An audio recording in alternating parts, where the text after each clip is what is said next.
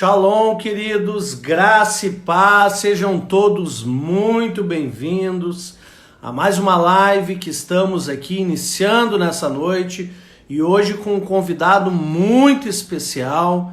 Apóstolo Levi Oliveira vai estar conosco. Nós estaremos trabalhando um tema muito interessante que é uma percepção escatológica para os dias atuais. Shalom, Rosaura! Thaisa, Pádua, Giane, sejam bem-vindas. Boa noite, Rosaura, boa noite. Alessandra Freitas, Arli Bertol, sejam bem-vindos. Marielle, Batista, Rebeca, Elizabeth Batista, seja bem-vinda. Veroni Vishman Paz, minha mamãe, seja bem-vinda em nome do Senhor. Arthur Esperoto, seja bem-vindo, meu nobre. Marielle, boa noite, boa noite. A paz do Senhor, Ali, que alegria te ter aqui, viu? Uma alegria muito grande. Laura Amaral, Gabriela Capla, Jonas Azevedo, Gilmara, glória a Deus. Daqui um pouco mais nós vamos estar lá, hein, com vocês. Vamos lá, então. Eu vou já, de cara, pedir para o apóstolo Levi já entrar, porque o assunto é extenso e nós precisamos prestigiar. Tá bom? Já são 19h02, a nossa live começa às 19 horas em ponto. Shalom, meu querido apóstolo Levi! Shalom, queridão. Como é que tá, Xande? Tudo bem, graças a Deus. Que alegria, hein? Que bom, cara. Mas olha só que estante bonita essa atrás aí, hein? Ah, esse aqui é o meu escritório aqui em casa. Diz que por trás de um grande homem tem uma biblioteca, né? Tem que ter, né, cara? Nem que seja virtual, mas tem que ter conteúdo. Tem que ter, né? Que maravilha! Tá muito ruim essa iluminação minha aqui. Não, tá bom. Acho que tá meio estourada, né? Acho que tá... É que eu tô com a tela do computador acesa aqui, deixa eu ver se diminui um pouquinho. Não. Tá bom agora. Ficou bom. Então tá. Estamos te vendo muito bem. Que bom, bem, bom saber como vocês. É que vocês estão aí? Tudo certo? Graças a Deus, tudo bem. E vocês aí? Tudo na paz, graças a Deus. A gente aguardando, né, esse tempo passar, esse tempo onde estamos aí confinados ainda, né? Eu não estou em Porto Alegre, a igreja lá não pode abrir ainda, o limite de 30 pessoas no máximo. E para abrir a igreja, só o nosso staff já dá 30 pessoas, né? Minha família, mais o louvor, a dança e a portaria já deu 30 EBD. Então não tem como abrir por enquanto. A gente precisa de uma liberação um pouco maior para daí a gente voltar aos trabalhos locais. Fora isso, a gente está trabalhando muito aqui pela internet, né? Sim, eu te acompanho, eu vejo. O púlpito mudou de endereço por enquanto. Né? Mas faz parte, é um momento, vai passar. Amém, querido, amém. Alegria de te ter aqui, viu? Primeiramente, eu sei que o apóstolo Levi dispensa apresentações, né? Mas eu gostaria, apóstolo, que o senhor se apresentasse, falasse um pouco da tua história rapidamente, assim, a tua biografia, né? Nós precisamos preservar a biografia, né? Maravilha! Fala um pouquinho aí de ti, meu querido. Tá bom. Primeiro, eu e o Xande somos amigos a larga data, né? Não tínhamos um fio de cabelo branco. Olha aí. E eu tinha bem mais cabelo e bem menos barriga, né? O tempo muda a gente. Então, eu estou pastoreando a igreja de Santa Maria já vai para 23 anos. Que maravilha, aqui, hein? né? E nessa jornada aí Deus tem nos chamado ao ministério tanto do ensino como uma responsabilidade de plantar igrejas, né? Temos feito isso com bastante dedicação e tem sido algo bem prazeroso poder viver esse chamado de Deus. Temos plantado igreja em várias cidades, é algo que a gente já fazia há mais tempo, agora com mais foco, né? Sim. E pastor aqui da Igreja Batista Nacional de Santa Maria. Então, resumidamente. Bom, mais uma vez é uma alegria muito grande a gente estar junto aí, está chegando muita gente já. Eu sei que vai chegar, que esse horário das 7 horas É um horário que pega muita gente que está em trânsito ainda, né? Verdade. Antes era às 8 a live. Ainda mais Agora sexta-feira. eu baixei para 7 por causa da internet, que congestiona muito às 8, né? Mas vamos lá. E sexta-feira ainda, né? E ainda mais... Sexta-feira. Eu vou fazer a primeira pergunta. Eu já botei o tema ali. Uhum. E eu vou fazer a primeira pergunta. Se alguém tiver alguma pergunta sobre esse tema, né? Sobre esse tema, pode escrever no chat e assim que for dando, eu vou dando a oportunidade do apóstolo Levi responder. Eu vou passando para ele, tá? Mas tem que ser sobre o tema. Eu vou fazer a primeira pergunta, apóstolo Levi. Eu coloquei essa live no Dia dos Namorados. Eu quero saber se vai dar tempo, que a galera que está namorando vai dar tempo dela casar antes de Jesus voltar. Olha, depende da situação do indivíduo. Se a coisa está muito enrolada, é capaz de não. Eu vou entrar no que interessa, tá? Tá bom. Essa pergunta interessa muita gente, na verdade. Ainda mais no Dia dos Namorados. Né? Isso aí. E entre em desespero ainda. Aqueles que nem namorado tem, o namorado. Ficam orando para Jesus não voltar logo. Mas então, apóstolo, vamos lá então. Vamos nós. Aqui esse roteiro que você mesmo nos trouxe, que é um roteiro fantástico, né? E se nós não conseguirmos vencer hoje, de repente, eu sugiro de a gente fazer uma nova live para continuar, tá bom? Tranquilo. Eu acho que o importante é a gente passar por isso, não passar assim rapidamente, mas também esgotar nós não vamos, mas conseguir trazer uma boa elucidação sobre os temas, tá? Vamos lá, então. O nosso primeiro tema aqui são as 3 correntes teológicas. Vamos lá, meu apóstolo. Tá bom. Primeiro eu quero, então, colocar aí para os nossos assistentes aí de que o tema escatologia é um tema extremamente polêmico. Existem ideias distintas, né? E existem, sim, defensores ferrenhos das suas ideias. Então, a intenção aqui não é criar rixa com ninguém, de problema com ninguém. Isso não é uma questão de salvação, né? Isso não vai salvar e nem condenar ninguém se porventura estivermos entendendo errado, né? O que nos salva... É o que o próprio tema diz, escatologia significa esperança, né? Então, a gente não pode fazer disso cavalo de batalha. Eu já vi muita gente... A nossa esperança. Eu já vi muita gente se desentender por causa da defesa desse tema e acaba saindo fora do propósito do estudo em si. É verdade. Né? Então, eu respeito quem, porventura, pensar diferente daquilo que a gente vai apresentar aqui. Eu sei que aquilo que no meio cristão, né, talvez sejam poucos que sejam familiarizados com esse tema. E existe uma corrente hoje no meio evangélico que é uma corrente assim predominante, né, que nós vamos falar dela depois, ela é predominante, no entanto, não é a que eu compreendo ser mais próxima dos eventos registrados nas Escrituras. Mas sim, tudo bem, né? Vamos trabalhar por partes. Eu estou incomodado com a minha luz aqui. Eu estou muito estourado na luz aqui. Quem sabe acende a luz da sala, melhor. Vamos ver. Pessoal, então enquanto... Acho que melhorou um pouco, né? Tá bom, tá ótimo. Tá ótimo. Agora tá bom. Tá. É que no Instagram, quando tu compartilha a tela, tu perde. No caso, você entrou na minha live. Não consegue fazer o ajuste da imagem no celular clicando na imagem. Não, tranquilo. Beleza. Então vamos lá. Compreendendo as 3 grandes correntes teológicas que... Existem outras, tá? Mas elas nem vamos assim abordar porque são pouco relevantes. As 3 principais o que determina a compreensão delas, tá? É um marco da volta de Jesus. Sim. Todas as 3 correntes, elas compreendem que Jesus vai voltar, ok? O que determina uma e outra é o momento em que se compreende a volta de Jesus. Então nós temos uma corrente chamada pré-milenismo, ok? Sim. Então o que significa? Jesus volta antes do milênio. Sim. Ok? Primeira corrente, pré-milenismo.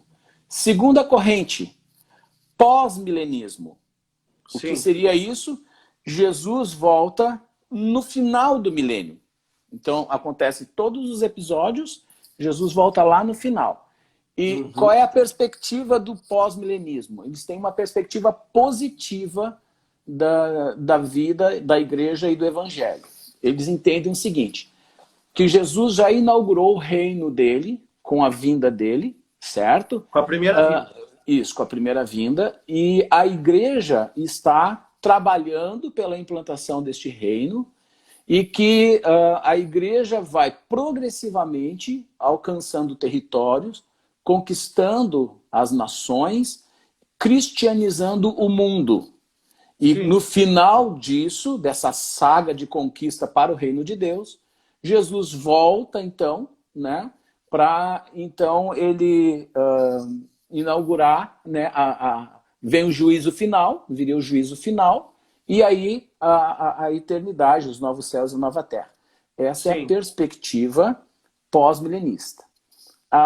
Para eles, inclusive, esse período que nós estamos vivendo hoje é o período do próprio milênio.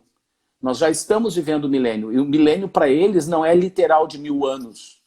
É uma linguagem figurada, né, que representa esse período.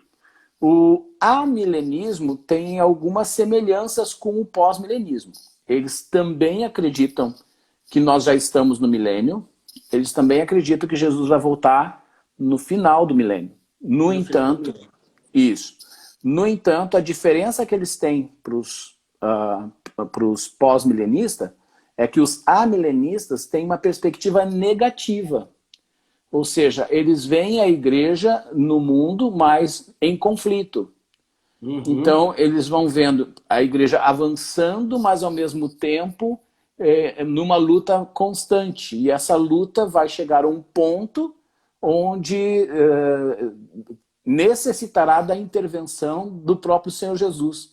É quando ele vem e derrota os seus inimigos, e aí então o juízo final e aí a vida eterna. Tá? Sim. Então, essas duas correntes, pós-milenista e amilenista, têm seus defensores, tem algumas pessoas que eu até admiro e que basicamente mais do amilenismo. Pós-milenismo ele não tem muita repercussão. O amilenismo, principalmente no meio presbiteriano, ele é mais forte, né? O amilenismo. Eu particularmente não pactuo nenhuma das duas correntes, tá? Eu me identifico teologicamente com o pré-milenismo. E seja, essa corrente do pré-milenismo, na verdade, ela é a que predomina, né? É a que predomina. Poderia dizer que é 99%. Eu não sei te dar essa estatística, mas a maioria das pessoas que eu conheço são defensoras do pré-milenismo. Ou seja, Jesus volta antes do milênio e Jesus vem atuar sobre a terra durante o milênio, junto com a igreja, né? Então, só que o pré-milenismo, ele também se subdivide em 3 teses, tá? Em 3 teses. Quais são as 3 teses do pré-milenismo? Então, nós temos o pré-tribulacionismo. Então, o marco aqui de identificação é o período chamado na Bíblia de tribulação, ok? Então, que vai ser regido pelo anticristo. Então, nós temos a tese de que a igreja é arrebatada antes da tribulação, é o pré-tribulacionismo.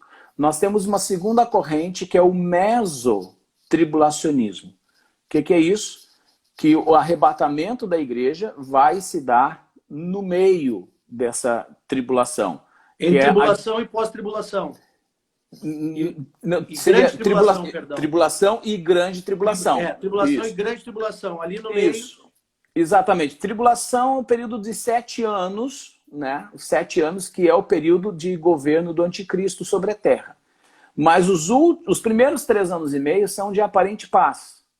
E os 3 últimos anos e meio é que vem, sim, a grande tribulação por causa da perseguição que vai desenfrear aí. Ok? Então, os meso acreditam que o arrebatamento se dá nesse instante, quando inaugura a grande tribulação. E os pós-tribulacionistas, e eu já me denuncio aqui, a tese que eu me identifico teologicamente, tá? É que o arrebatamento vai se dar no final da grande tribulação. Ou seja, a igreja vai passar por todo o processo da tribulação, dos 7 Certo. anos. Entendeu? Bom, por muito tempo na história da igreja, a tese predominante era o pré-tribulacionismo, né? Depende de que período da história tu está te referindo. Eu digo, principalmente depois do pentecostalismo agora, nos últimos 100 anos. Ah, bom. A Aí igreja, esse é um detalhe bem interessante. É uma coisa bem importante esse ponto que tocastes aí. A tese pré-tribulacionista, ou seja, a igreja sendo arrebatada antes da tribulação, ela só surge na história da igreja em 1830. Tá? E com uma adolescente, uma menina, que supostamente teve uma visão, né? Não me lembro se foi uma visão ou se foi um sonho. O sobrenome dela é McDonald's, acho que é Margaret McDonald's. Sim. Uma adolescente, 1830. Em 1830. Então ela traz aquela suposta visão, aquela suposta revelação. Alguns teólogos da época acataram, acolheram e difundiram essa tese. Essa tese ganhou força, né? Sim. No entanto, se nós formos considerar teologicamente, ela é uma teologia moderna, ela é recente. Sim, sim. O movimento pentecostal, ele impulsionou, ele adotou esta visão. Por isso, né, quem a literatura de lá para cá praticamente só trabalha no meio pentecostal, ok? Sim. Mas se tu fores procurar um meio mais convencional, mais histórico, a maioria não vai pactuar com essa ideia. Sim, ok. Joia.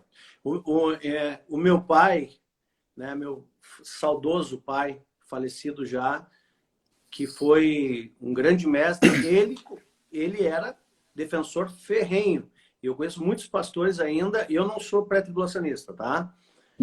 Eu estou entre o meso e o pós, tá? Ainda me identifico mais com o meso, tá? Mas ele vem dessa escola que é extremamente ferrenho, defensor ferrenho, e não tem conversação, né? Pré-tribulacionista. Isso aí parece que ficou impregnado, né? Mas eu queria te perguntar, antes de tu dar continuidade, queria te fazer uma pergunta bem específica. Dentro dessa tese pós-tribulacionista, tá? Há algum texto que identifica o ponto onde Jesus vem? Existe algum... esse texto aqui mostra que aqui é a vinda de Jesus, é o arrebatamento daqui. Nós temos vários textos. Tá. Na verdade, nós temos vários textos. Nós podemos começar analisando o próprio discurso de Jesus, Mateus capítulo 24, tá? Sim. Onde Jesus é questionado pelos discípulos justamente sobre isso, né? Certo. A pergunta dos discípulos era quando é que se daria, né? E quais seriam os sinais dos tempos e tal. E o Senhor Jesus, ele vem numa narrativa abordando este ponto. Deixa eu abrir aqui minha Bíblia aqui. Importante destacar que não é somente em Mateus que nós temos essa referência. Mas Mateus ele apresenta uma sequência bastante interessante. E também é importante entender o sentido exegético da carta aos Mateus. O estilo literário, ele entra aqui em voga. Por quê? Você precisa entender a forma como o autor se comunica. Certo? A exposição do texto, a exposição dos fatos. E ele tem a seguinte postura. Ele faz uma fala inicial onde ele resume, tá? Os primeiros versículos ele resume e aí ele fala, então virá o fim. Entendeu? Depois ele retoma o assunto e ele então passa a detalhar melhor, mais pormenorizadamente o texto. Então, Sim. se você não tem essa compreensão, vai ficar confuso. Mas como é? Já não terminou? Como é que ele está falando que tem Sim. mais coisa agora? O cara fica atrapalhado. E Então, talvez isso por requer um pouco de isso as estudo. teses, né? Com certeza. As teses elas se constroem justamente pela falta de compreensão, muitas vezes, do estilo literário, do contexto histórico, das figuras de linguagem, entende? Então, Sim. nossa, aí é um mundo de diferenças, né? Exatamente. Aproveitando a tua colocação de Mateus 24, Uhum. aqueles que defendem o mesotribulacionismo é bem exatamente nesse ponto que eles se apoiam, né? Uhum. Aonde ali no versículo 13 é o divisor de tribulação 3 anos e meio e grande tribulação 3 anos e meio. Então, para aqueles que defendem o meso, tá? Ele bem nesse, quando pois virdes o abominável da desolação, né? Que Sim. é O anticristo. que o profeta Daniel profetizou que estaria no lugar santo, né? Ou seja, anticristo. Né? Certo. Uhum. Aí, para o meso, essa é o ponto de ruptura, é onde Jesus vem, né? E aí tem até uma outra correlação aí depois da quarta trombeta, enfim. Mas a gente vai chegar lá, né? Mas aqui seria o ponto do meso. E o ponto, então, do pós-tribulacionista seria onde? Então, olha só, no ponto, você diz ali, aquele porém, verso 13, 24, 13, tá? Sim. Aquele porém que perseverar até o fim e será salvo, tá? Ok. E será pregado o evangelho do reino por todo o mundo para testemunho a todas as nações e então virá o fim. Ele fala virá o fim. Ele apontou, tem alguma coisa aqui que mostra arrebatamento? Não. Tem alguma Nesse coisa que... discurso, não. Até que esse ponto, não. Entendeu? Eis a questão. No verso 15, ele começa lá. Quando, pois, virdes o abominável da desolação, né, que falou o profeta Daniel, lugar de santo que entenda, está falando da manifestação do anticristo, aí ele vai e fala especificamente, então os que estiverem na Judéia fujam para os montes. Qual é a ideia? Ideia de perseguição. Né? A ideia de estar em condição de estar sendo perseguido. Ele vai descrever situações, condições de perseguição, né? A sua fuga e tudo mais. Verso 21. Porque nesse tempo haverá grande tribulação. Nota que até aqui ele não falou, não aparece em nenhum momento a volta de Jesus. Nós temos que linkar o arrebatamento com a volta de Jesus. Certo? Porque a igreja se encontra com Jesus aonde?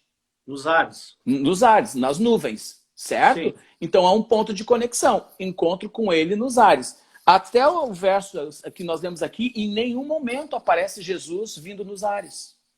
Sim. E aí ele entra no assunto de tribulação. Ó, porque nesse tempo haverá grande tribulação, como desde o princípio do mundo até agora não tem havido e nem haverá jamais. Não tivesse aqueles dias sido abreviados, ninguém seria salvo. Mas por causa dos escolhidos, os escolhidos estão aqui. E nós temos que lembrar que Jesus está se comunicando com os discípulos. Os discípulos representam, são uma figura da própria igreja. Ele está comunicando aos discípulos, olha, vão perseguir vocês. Vocês vão ter que fugir, vão ter que se esconder. Essa é a situação. Vai ter grande tribulação. O que mais? Então, se alguém vos disser, eis aqui o Cristo, ou ei-lo ali, não acrediteis. Porque surgirão falsos cristos, falsos profetas, operadores de grandes sinais, prodígios, para enganar se possível, os próprios eleitos. É sinal que o quê? Os eleitos estão na terra. O texto está claro, tá? Vede que vô-lo tenho predito. Está advertindo os discípulos. Cara, fica ligado.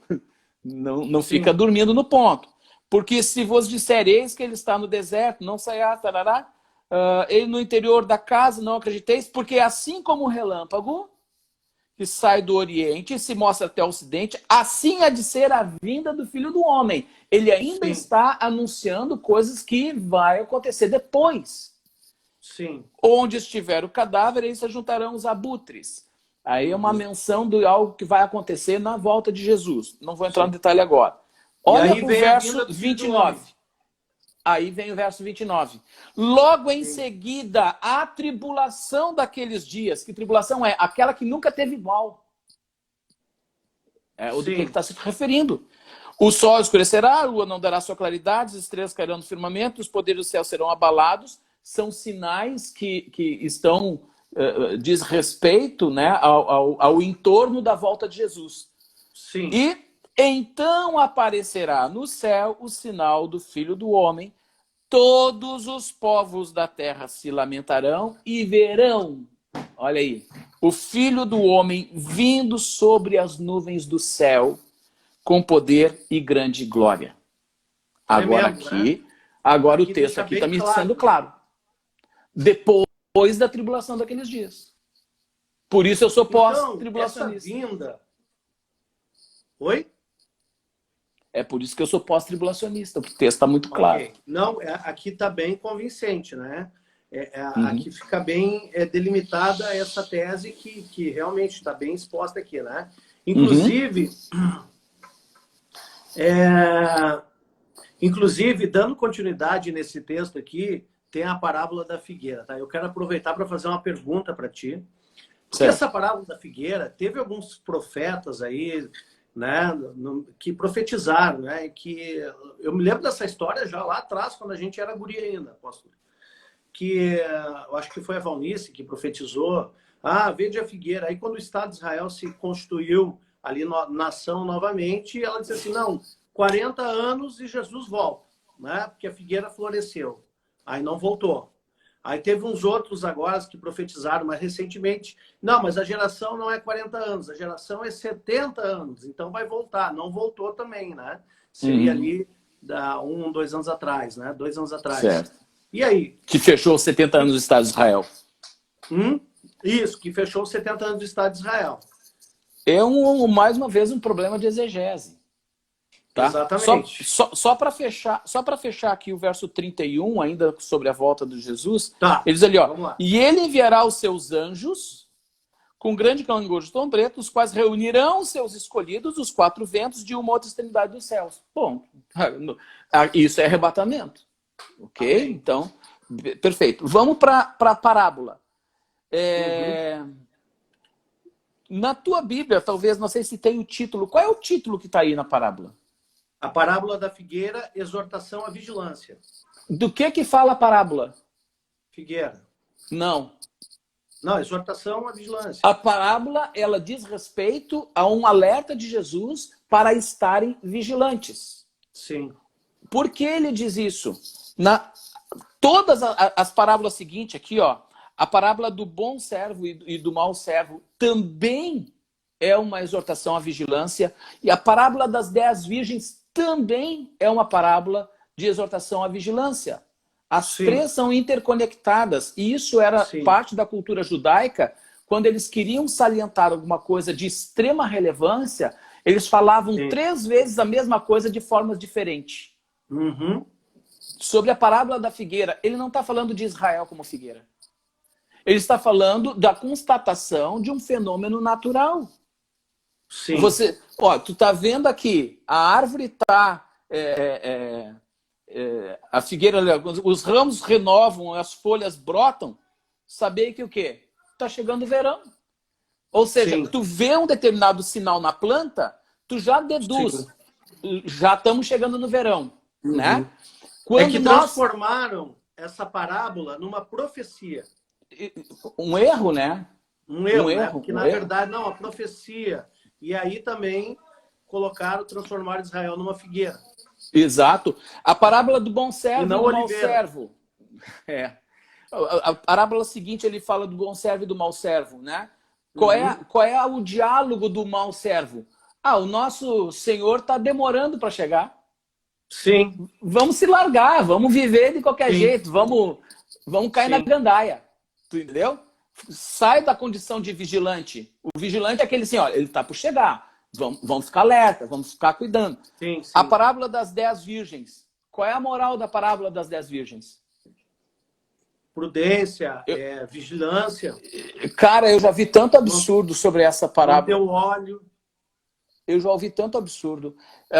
Eu já ouvi, por exemplo, o que é mais comum? é dizer que as 10 virgens é comparativo. 5 virgens é como a noiva prudente, as outras 5 não. Está falando da igreja, uma igreja, metade da igreja que é prudente, metade da igreja que não é. Tem nada a ver. Não tem nada a ver. Começa que as 10 virgens não são noivas. Ele está falando de um casamento com a noiva e ele está falando sobre as 10 virgens. As 10 virgens eram as damas de companhia da noiva. Que diz respeito ao cortejo. Nada a ver. E tem todo um contexto do uso do óleo ali para iluminar o caminho dos noivos. E aí, como o noivo chegou tarde, né, eles tinham um longo caminho para percorrer até o local das bodas.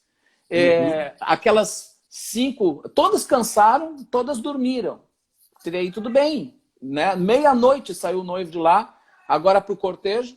Aí 5 tinham óleo suficiente para iluminar todo o caminho, mas 5 não. Elas queriam pegar o óleo da outra, e a outra não dá, porque senão vai faltar, não vai ter óleo suficiente nem para vocês, nem para nós. Qual é a importância de uma análise exegética disso, né? Com certeza, a questão aqui é e um erro você que não eu vejo vigiou. muito grave é a interpretação de parábola, né? Interpretar assim, não, o óleo significa isso, a virgem é aquilo. Não, na verdade, as parábolas, elas têm uma hermenêutica, né? Mas a exegese é aquilo ali mesmo que está dizendo o texto, não tem que pegar significados para os elementos. Não, esse é um problema, problema grave isso, porque aí você começa, quando você parte, quando o pregador pega um texto para tentar impor as ideias dele, isso é uma exegese. Você joga para dentro do texto as tuas ideias. Exatamente. E aí tu defende qualquer heresia em cima disso. Então nós temos que fazer o contrário. A gente tem que deixar o texto falar. E para isso a gente tem que fazer um estudo profundo. O que o autor estava dizendo, quais os símbolos, o que aqueles símbolos representavam naquele período histórico. No seu ambiente. No seu ambiente, perfeito. Ok, vamos adiante então, apóstolo. Vamos embora. Vencido isso, agora nós entramos então dentro da perspectiva pós-tribulacionista, o princípio das dores, é isso ou já passamos? Não, aí vem essa questão cronológica dos fatos, né? É uma sequência de fatos que a Bíblia aponta que deverão acontecer, né? Esses episódios, todos eles com as suas respectivas referências, né? Sim. Mas tem uma pergunta aqui, apóstolo. Daria para dizer que as 5 virgens se igualam àqueles que perseveram até o fim? Está perguntando. Então vamos voltar ali à questão das 5 virgens, tá? São 5 prudentes e 5 não. O ato da prudência delas era de elas terem... Eu preciso remontar a história para o pessoal poder entender então a parábola, né? Era da tradição, era da cultura. O noivo fazia uma peregrinação até a casa da noiva com seus amigos, tá?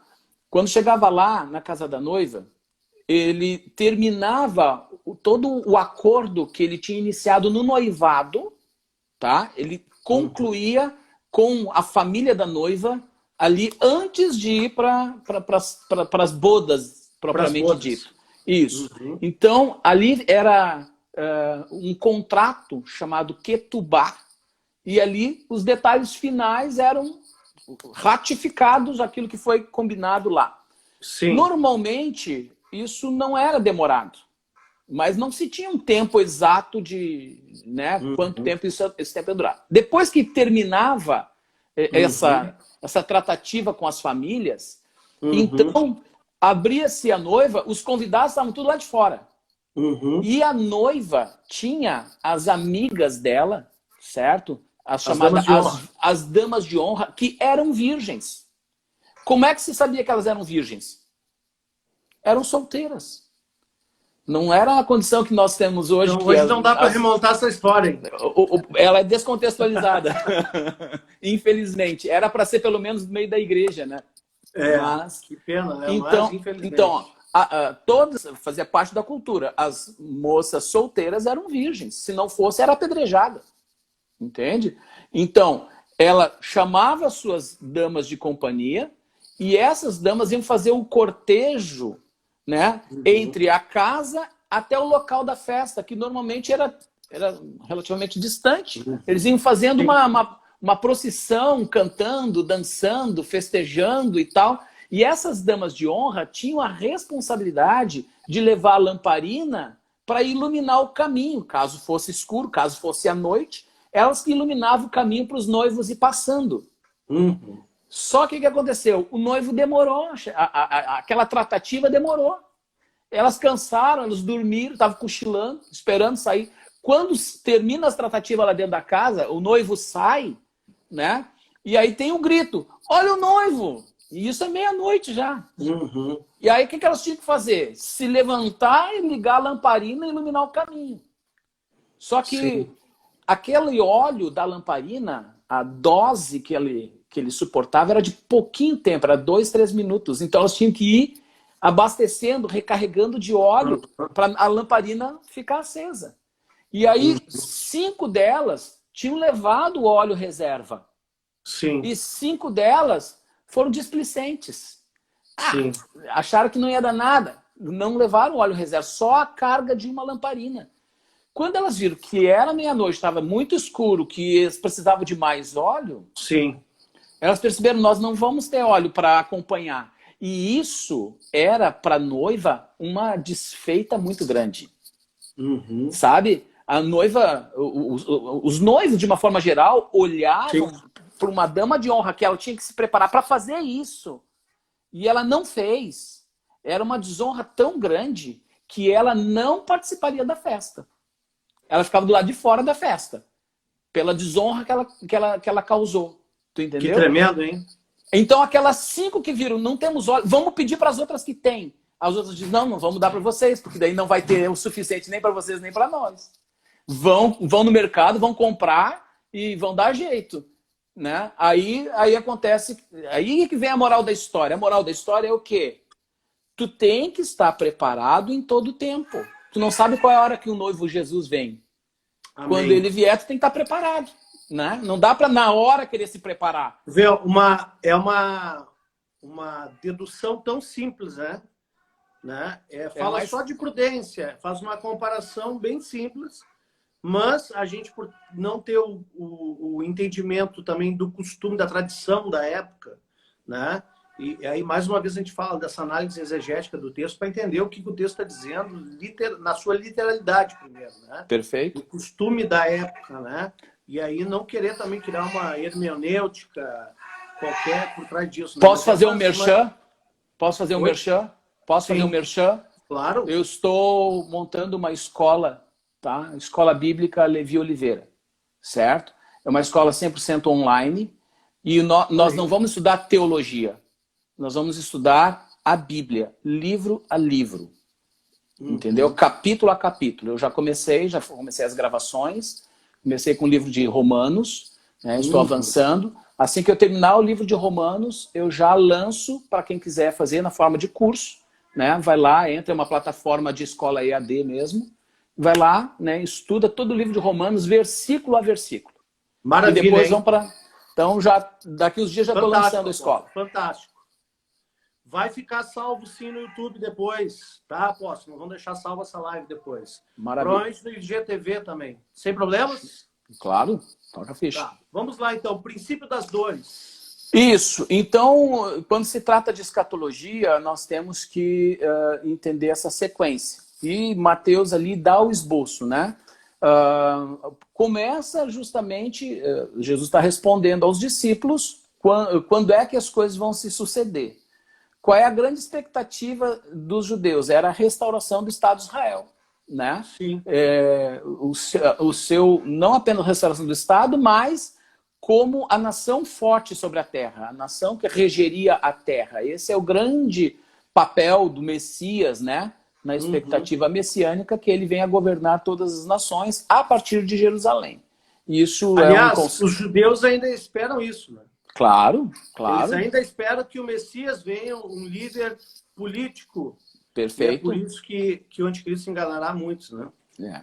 Então, como é que começa? Jesus usa a figura de princípio das dores. O que é a ideia de princípio das dores? É a ideia de uma mulher grávida, né? Uhum. Que começa as contrações. As Sim. contrações, elas começam pequenas e espaçadas. Mas à medida que vai se aproximando o momento do nascimento da criança, as contrações são mais fortes e mais próximas uma da outra. Então Jesus dá sinais como o princípio das dores, já para entender o seguinte: olha, vocês estão vendo isso acontecer, começou, né? Se preparem, porque vai se intensificar, mas tá perto.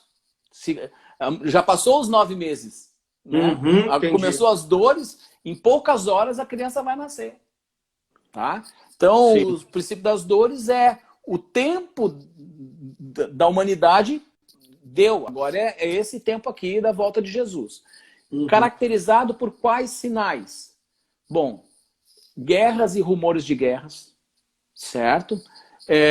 Um saber científico absurdamente multiplicado. Sim. Será que nos identifica alguma coisa com os dias de hoje? Sim. Né? Terremotos cada vez com mais intensidade e em lugares onde não era comum ocorrer. Isso já está acontecendo também. Crise, né? Crise mundial, pandemias, né? Doenças mundiais, né? Uhum. Fome, muita fome, tá? Só para o pessoal lembrar que morre mais gente de fome por dia do que da Covid-19, né? Uau. Então, fome, né? E é uma coisa que a OMS não faz batalha nenhuma por isso, né? É muito pouco que se Sim. vê sobre isso, né? Não é político, né? Então, uma crise e problemas de ordem da natureza, né? Sim. Queimadas, catástrofes naturais, tudo isso são cenário, é o cenário do princípio das dores. O que me parece exatamente o que a gente está vivendo hoje, né? Acho que Sim. nunca na história se viu um quadro tão bem composto, com essas marcas, do que os dias de hoje, certo? O princípio das dores vai levar o mundo a um estado de caos, né? Sim. Essas crises todas que vai afetar principalmente a economia, vai deixar o mundo abalado. E com essa situação, o mundo vai começar a entender que precisa de uma solução, precisa de uma liderança que possa harmonizar essas coisas, que possa estabilizar, trazer uma paz, né, no mundo, que traga uma solução econômica. Então, essa é o cenário que o mundo vai clamar por esse líder. E esse líder vai E aparecer. já tá acontecendo, né? O diálogo sobre isso já existe, né? O Uhum. diálogo é forte sobre isso. Agora, em fevereiro, teve uma reunião em Roma. Em Roma, olha que interessante, né? Reunindo lideranças aí mundiais. Qual era a pauta? A pauta é: precisamos de uma constituição mundial. Uma constituição que trate dos direitos humanos para toda a humanidade. Meu Deus. E ali, cara, a pauta deles, assim, cara, me arrepiei de ver. Me arrepiei. Foi em fevereiro agora, em Roma, que é o lugar mais emblemático, Sim. né, para isso tudo, né? Então, esse líder vai aparecer, ele trará uma grande estratégia econômica, né, para a economia como solução, vai ser um pacificador do mundo, né? Sim. E ele vai costurar com muito êxito o acordo de paz no Oriente Médio, que é uma das coisas mais desafiadoras para os líderes mundiais, é isso, né? Vão conseguir fazer isso. Então vem e aparece, surge esse líder que a Bíblia chama de anticristo, né? E ele, então, Certo. ele vai ter, né, um reinado de 7 anos. tá? Certo. Que é a 70ª semana da profecia de Daniel. Tá? Uhum. Então, as 70 semanas da profecia de 70 Daniel, ela é dividida em 3 partes. A primeira parte são 7 semanas, que dizia respeito àquele dia onde o profeta teve a visão, até a restauração de Jerusalém, né? Eles, na época, estavam na Babilônia, então são 7 semanas de anos, né? Deu 49 anos, exatamente o período que Jerusalém foi restabelecida. Depois ele fala de 62 semanas, dá 7 vezes 62... Aí tem que calcular, aí eu estou perdido. Calcular, né? 400 e tantos anos. Sim. Que aí era uma data referente, né, à morte de Jesus, à crucificação de Jesus. Tá? Tem essa data como referência. E aí cria-se um espaço de tempo, tá, indeterminado até inaugurar a 70ª semana. Esse espaço de tempo é conhecido, é chamado como o tempo dos gentios. Ou seja, é o tempo em que o evangelho é levado às nações, que começou ali após a morte de Jesus e vai até a volta de Jesus, certo?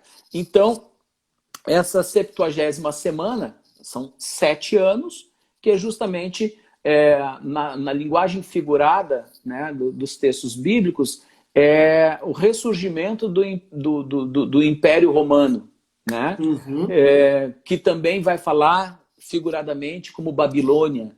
Então é uma cadeia de grandes impérios aí que ele retoma na figura do anticristo. Certo. E em relação a essa figura do anticristo, tá? Existem várias suposições, é o fulano, é o beltrano, inclusive tem algumas características de nacionalidade que essa figura precisa atender. Podia falar um pouco sobre isso? Ele já está entre nós, que na internet se encontra de tudo sobre isso. Né? Tem para todo gosto. Né? Bom, a Bíblia identifica ele como a besta que emerge do mar. Sim. Essa figura aquele que emerge do mar diz respeito às nações. Sim. Então ele é um líder ele não é um líder de Israel, é um líder de fora. É um líder de nações que vai ser aceito por Israel no sentido da sua autoridade, do seu governo. Entendeu? Então, Mas existe uma corrente que dizia que teria que ter várias nacionalidades. Uma delas é ser judeu, né? E ser nacionalizado em outras nacionalidades. Eu já pensei nisso também, tá? Só que eu não vejo muito o porquê. Eu não vejo o porquê, sabe? É mais uma tese, então. É mais uma tese. Então, só um pouquinho, Xane, só um pouquinho, vou ter que resolver uma situaçãozinha. 30 segundos. Gente, olha só, vou responder aqui a pergunta do Cícero Bezerra. Olha só, o apóstolo Levi, ele se identifica com o pós-tribulacionismo, né? E eu digo a você que eu também me identifico, eu vejo alguns momentos, algumas coisas que apontam para o meso, mas principalmente o pós, agora dentro da explicação do apóstolo Levi, realmente é muito interessante, né? Desculpa, tive que atender uma situaçãozinha do Cristo. Especulação sobre Emmanuel Macron. Qual a sua opinião? Tem sobre Emmanuel Macron, tem sobre o Papa, tem sobre o genro do Trump. São tudo especulações. São tudo especulações. Hoje não temos como afirmar ninguém. Sim. Uma coisa é certa, ele vai se manifestar. E quando ele se manifestar, para nós que somos familiarizados com as Escrituras, vamos identificar. Ele diz uma coisa, será que ele já está entre nós? Eu acredito que sim, porque eu acredito que nós já estamos no princípio das dores. Amém. Entendeu? Ok. Então, assim, mas também, repito aqui, não posso colocar isso como uma afirmação. Em outros momentos da história, a igreja já teve essa mesma sensação de fim dos tempos, tá? E não foi.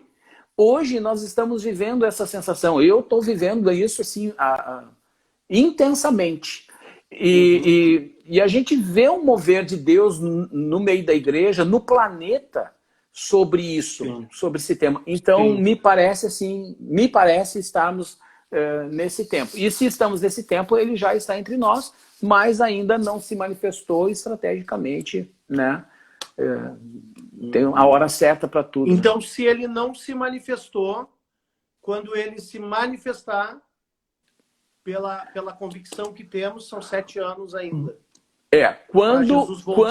Quando ele for estabelecido como esse rei, digamos assim, ó, a coisa vai se conduzir de que maneira? Né? Nós temos aí organizações, né? Por exemplo, a ONU, são organizações que trabalham pela unidade mundial, vamos dizer assim. Tá? A Bíblia fala sobre a reunião dos 10 reis, que não são reis, mas têm autoridade como rei. E vão dar, em uma reunião de 1 hora, vão conceder à besta, né, o poder sobre as nações. Então é um acordo, é uma reunião de acordo. Olha, é um G10. É um G10, exato. É isso aí. O Cícero está perguntando se você acredita, ou nós acreditamos que somos a geração do arrebatamento. Olha, eu acredito. Se nós estamos dentro desse contexto do princípio das dores, se a coisa desemboca no reinado do anticristo, e se nós confirmarmos que vamos identificar, somos sim a geração do arrebatamento. Agora, daí é poder afirmar, uma coisa é as minhas percepções, e outra coisa é o que está determinado às claras.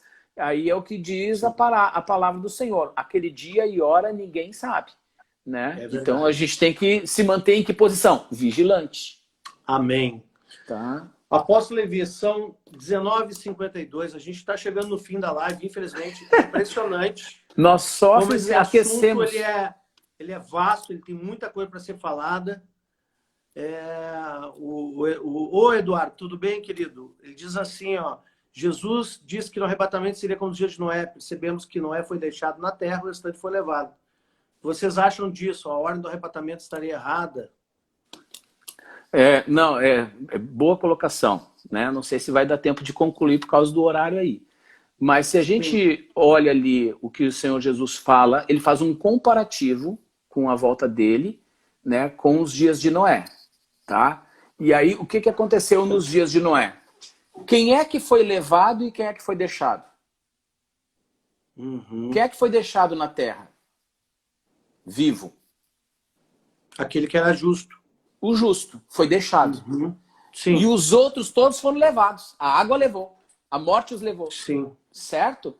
Então, justamente o que é o contrário do que as pessoas apregoam, que o arrebatamento é que nós seremos levados. Não. Nós seremos deixados. Nós seremos poupados. Nós, os que cremos. E os que não crêem é que vão ser levados para a morte. Entendeu? Para isso, teríamos que entrar ali em todo o contexto do arrebatamento, o que acontece. Tem uma sequência de episódios que acontece ali no ato do arrebatamento. Isso aí é papo longo. E nós temos para falar ainda, olha só, tribulação, grande tribulação, volta de Jesus, o arrebatamento, guerra do Armagedon, importantíssimo, primeiro tribunal de Cristo, acho que tu colocou aqui, né? Bodas do Cordeiro, milênio, nova rebelião, juízo final, que é o do trono branco, novos céus e nova terra. Tremendo, hein? Vamos deixar para, quem sabe, segunda-feira. Segunda-feira? Acho que sim, acho que dá. Que dia 15, né? Se não der, nos avise. Não, aí acho que nós damos dá. continuidade nesse tema. Daqui, perfeito. Entrando direto aí a partir do arrebatamento da igreja. Eu acho que até o arrebatamento a gente venceu, né? Tranquilo. Pode ser. Amém. Sim. Glória a Deus. Né? Então vamos fazer o seguinte. Segunda-feira, queridos, a gente continua, porque senão daqui um pouquinho o Instagram derruba a live, né? E eu quero salvar essa live. Aí vocês já podem estudar o que o apóstolo falou aqui, né? E eu quero te convidar, ó, quem não segue ainda o apóstolo Levi, é @aplevioliveira, o teu Instagram, né? @aplevioliveira, é isso aí? Tá correto? É isso aí, tá certo. Tá? Quem não me segue ainda, @awpaz, e no link da minha bio lá você vai encontrar o meu canal do Telegram, YouTube, canal de contribuição, tá tudo lá. Amém? Vamos, valeu. Então, segunda-feira a gente continua, então, direto ali do arrebatamento, porque eu acho que até aqui foi fantástico, apóstolo. Show de Muito bola. obrigado pela tua participação, muito obrigado pelo teu carinho conosco, impagável, né, esses momentos de aprendizado. Amém? Vocês moram no meu coração. Faz a tua consideração final, ainda tem mais um minuto.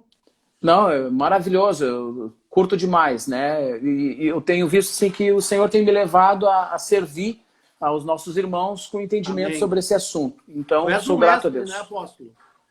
Deus és um chamou para mestre ensinar na a palavra. Amém. Obrigado, Tá bom, queridos. queridos? Obrigado pela companhia de todos. Segunda-feira encontro vocês aí, então. Amém, queridos. Deus abençoe muito. Segunda-feira continuamos. Escatologia, segunda parte. Se não der, a gente vai para a terceira. Isso Deus aí. abençoe a todos. Fiquem Abraço. na paz. Obrigado, a paz. meu apóstolo. Fiquem Valeu, na paz. querido. Tchau, tchau. Beijão. Tchau, tchau.